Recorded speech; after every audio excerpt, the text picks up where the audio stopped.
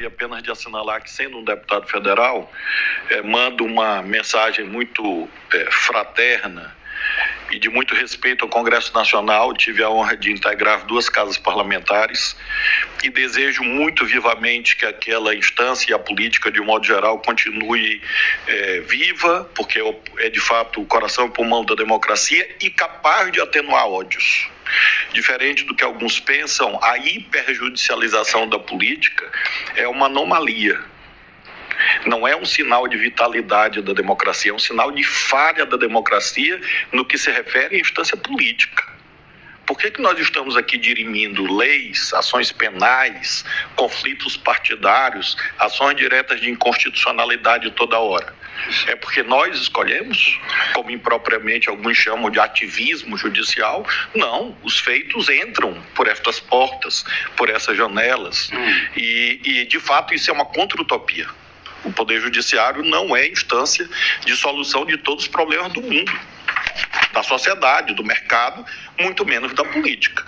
Então, de fato, com uma nota de lamento, que estamos aqui a julgar um deputado federal, qualquer que seja ele, com suas virtudes e defeitos, que com certeza esse senhor tem, mas neste caso o Ministério Público propôs a fatos, a provas, a necessidade do Supremo cumprir o seu papel.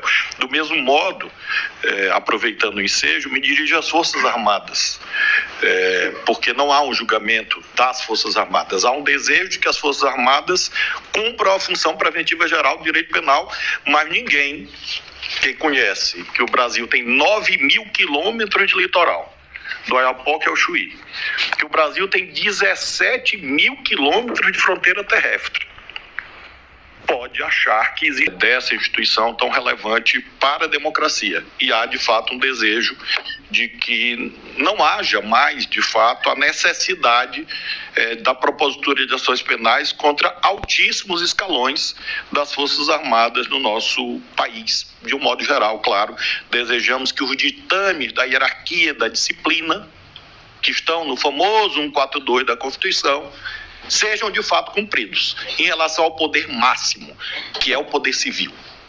A hierarquia e disciplina não é dirigida pela função militar, é dirigida pelo poder civil.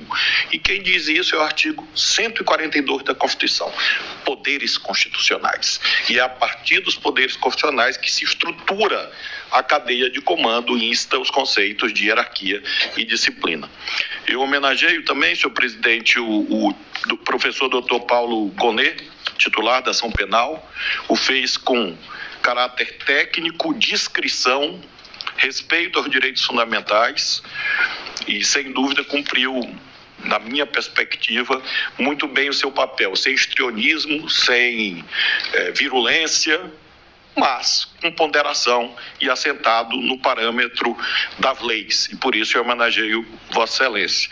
Assim como também homenageio os advogados, presidente, porque não sei bem o que cada um disse ali fora, ou vai dizer amanhã nas entrevistas. Eu posso até imaginar, mas onde conta que é ali naquela tribuna e nas audiências que nós concedemos, eu quero testemunhar a altíssima qualidade do trabalho dos advogados e um trabalho leal. Ninguém usou essa tribuna aqui para tentar cumprir um papel diverso daquilo que lhe cabe.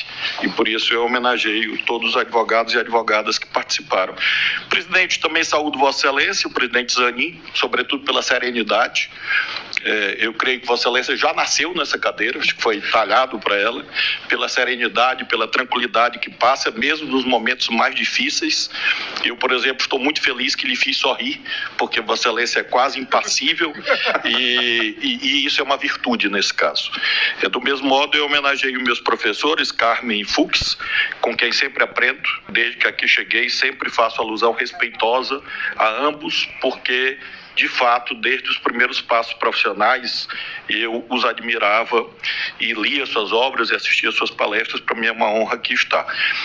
A minha ilustre antecessora, a ministra Rosa Weber, porque merece todas as nossas homenagens pela serenidade firme de fato, ela conseguiu, tal qual uma rosa verdadeira, condensar duas qualidades num momento tão desafiador.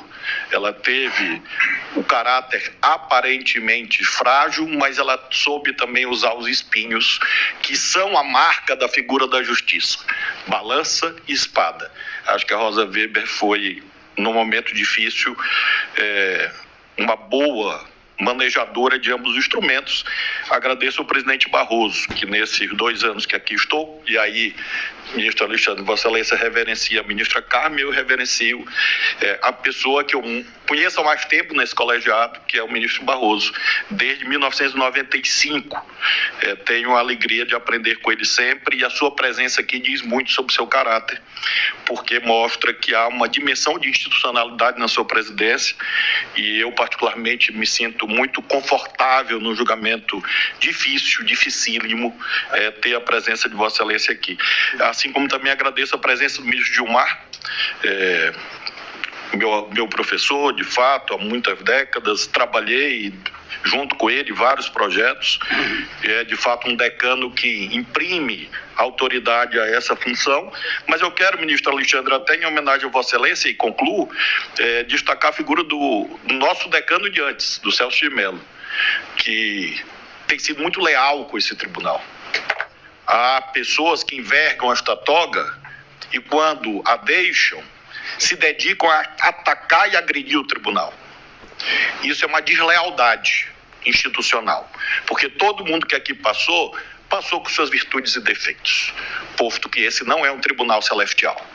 Então, o professor Celso de Mello, decano, sempre decano, professor e amigo do ministro Alexandre, tenho certeza que não concorda com tudo que fazemos aqui, ainda bem, mas ele sabe falar quando é necessário falar, da sua autoridade de magistrado aposentado, e eventualmente, quando não concorda, ele guarda o recato institucional de quem teve um dia a honra singular de envergar essa toga. Por isso também faço essa homenagem e concluo, senhor presidente, dizendo que, em relação ao réu Ramagem, todos os elementos trazidos pelo estimado relator e com a ponderação feita pela ministra Carmen conduzem a minha reflexão, com a ressalva já feita em relação à técnica do 29, parágrafo 1º.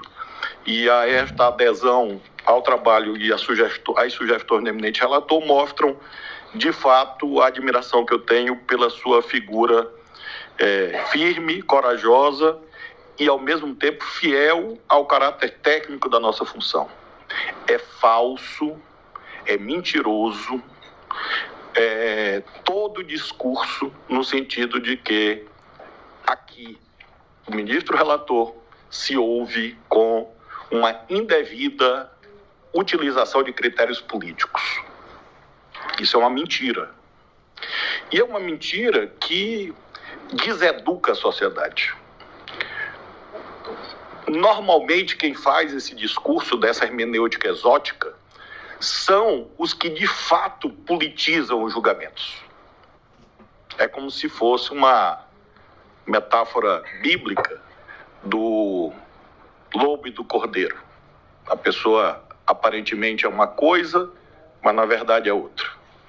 Então, estou exercendo 14 anos a judicatura, 12 anos na Justiça Federal, 2 anos aqui no Supremo. E nunca vi um juiz ou uma juíza feliz por pronunciar um veredito condenatório. O ministro Fux, que foi magistrado, sabe disso. E é importante comunicar isso à sociedade. Ninguém cumpre esse dever com alegria. Não, certamente que não. É angustiante, é difícil. E neste caso, particularmente, o eminente relator tem pago preços injustos. Injustos não por ele, injustos pela família dele. Hoje eu conversava com o ministro Zanin. Eu sou pai, mãe, avô, tio, todos nós somos de algum jeito, padrinhos. E nada nos incomoda mais do que a nossa família pagar preços que não lhe pertencem. Então o ministro Alexandre, a essas alturas, detentor de uma trajetória vitoriosa em vários cargos, consegue lidar com tudo, menos com o preço que a família paga. Assim é também em relação a mim. Minha esposa aqui está e sabe disso e acompanha essa angústia. Então, eu sei que o ministro Alexandre vê aqui como um ponto de chegada, mas há outros julgamentos, outras tarefas. Sua Excelência vai assumir no dia 29, para nossa alegria, a vice-presidência do tribunal, mas creio que é um ponto alto da sua trajetória e por isso eu homenageio. Coisa que normalmente não é muito comum no nosso meio. Às vezes há as homenagens formais, as homenagens de praxe e estilo. Nesse caso, Sua Excelência sabe que são palavras de quem acompanha e compartilha e desejo mesmo que na história do Supremo nós não tenhamos que viver um outro momento tão difícil quanto esse. Que a democracia funcione bem, que todos respeitem as eleições, que o discurso de ódio feneça, que a política seja a instância de mediação de conflitos e não de judicialização de conflitos, porque, de fato, a sobrecarga do Supremo é imensa e indesejada por parte dos que aqui estão. Então, esse julgamento, presidente, se presta a múltiplas mensagens, mas tenho certeza que todos nós que participamos procuramos fazer o melhor e por isso eu enalteço muito especialmente a figura do relator. E transmito o seu abraço a toda a sua família. Acompanho o relator em relação a esse último réu e devolvo a palavra a Vossa Excelência, presidente.